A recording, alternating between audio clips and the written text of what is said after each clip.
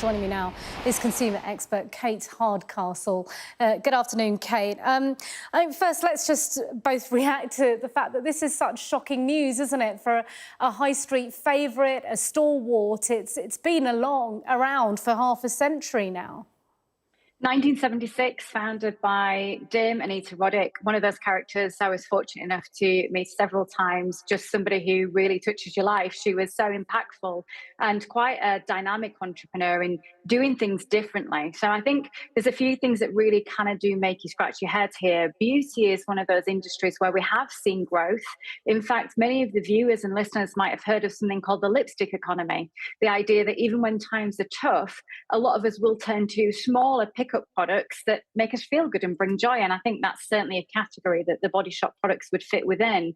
They're also early adapters of the sustainability message and celebration of actually more natural ingredients. So I do feel that as someone who has lived and breathed the brand since its very first few years, it is obviously very scary to think about that brand not being around. That shouldn't be the case, but it does make you wonder how we've gotten to this point.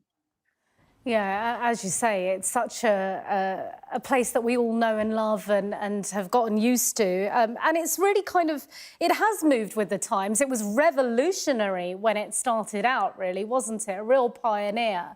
But it moved with the times, it kept up with the others. But do you think it's now a sign of the times that they've had to go into administration, maybe the challenging environment that they're operating in, because they're not the only ones that are cruelty-free or vegan, etc.?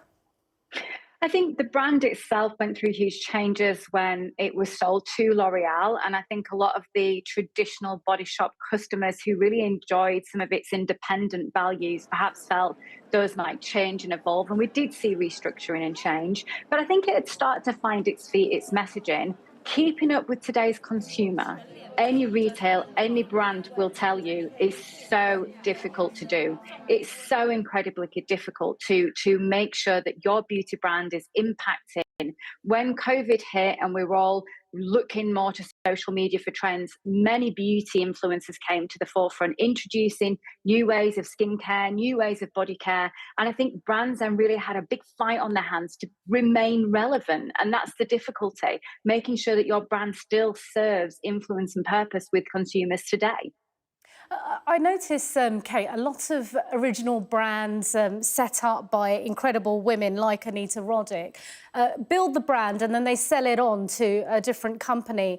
And then sometimes we do see the demise of that original company. Is that a factor potentially as well? I think when you have someone who is a dynamic of maverick, almost like Dame Anita Roddick, to have that energy, to have that point of difference, it does require a different mindset to the way that businesses might be run, where it's about the shareholders and making sure that its performance is exactly how you'd want it to be. And we do often see that the braver brands, the brands that bring things to market for the first time, tend to be maybe a little bit smaller. They maybe have less red tape around them, and that gives them the free will to drive ambition. And that's why I really believe there should be a David and Goliath push to make sure we have smaller and bigger businesses. We get the benefit from both as consumers. What's really important, though, is authenticity. Never the more before than now, when consumers can go out and really find the nuts and bolts of an organization. Who's behind it? Where is their supply chain coming from?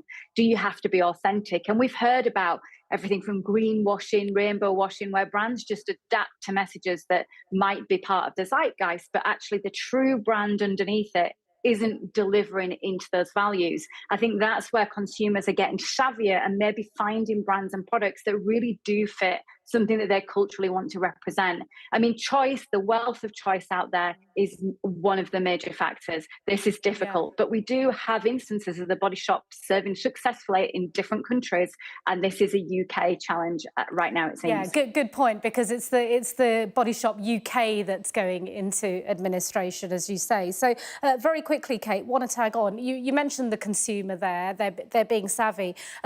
There is, I think, talk of potentially the Body Shop going online instead of having the retail outlets. Where does this leave the consumer who might respect and love the Body Shop, and where it came from and how it's developed? I think you will always be able to find that brand somehow. I don't think it means today is the end of the Body Shop by any means. But if you have that nostalgia element, and we've got to remember nostalgia doesn't keep brands alive, they're not charities at the end of the day, and you enjoyed like going into store, having makeovers, feeling the products, getting excited about it, it could well mean that you don't have those stores that you were traditionally used to anymore. Kate Hardcastle, always good to have your analysis and knowledge on Sky News. Thank you. Thank you so much.